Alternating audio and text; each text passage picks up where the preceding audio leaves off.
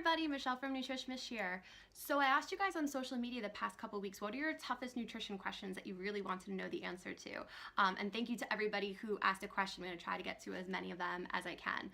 The question that I kept getting over and over again, which I wanted to address today, is fat-free healthy? Is that the better choice versus the regular version of those products?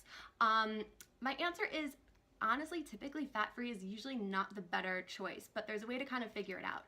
The first thing you have to look at is, are they taking out good fat or are they taking out maybe not so good fat?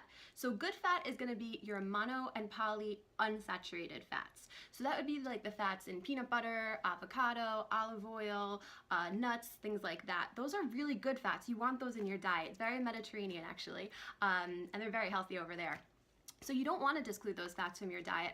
Of course, all fats across the board, good or maybe not so good, are going to be high in calories. So you do always want to watch your portions. But if they're taking out that good fat, they're taking out nutrients. So we don't really want that. So some of those like powdered peanut butters, they mix great in shakes, but don't necessarily think that they're a healthier option when compared to, regular natural peanut butter. It's not necessarily the case.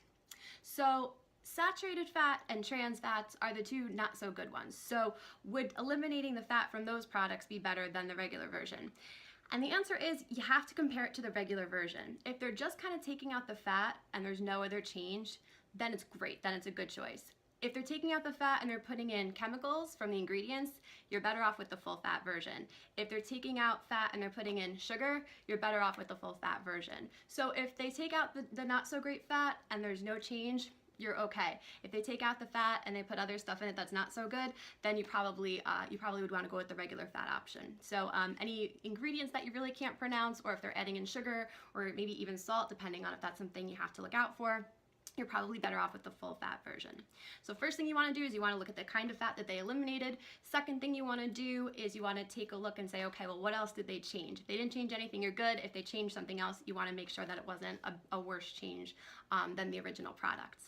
So that's the answer. I hope that helped you guys out. So comment below if you have any questions, or you can actually tweet me at Nutrish_Mish and ask me your questions and hashtag NutrishMyths. And I will try to get to as many of them as I can. In the meantime, check us out on Facebook, on Instagram at NutrishMish, on the Twitter, and all other social media. All right? Hope you guys have a great day, and I will see you next time.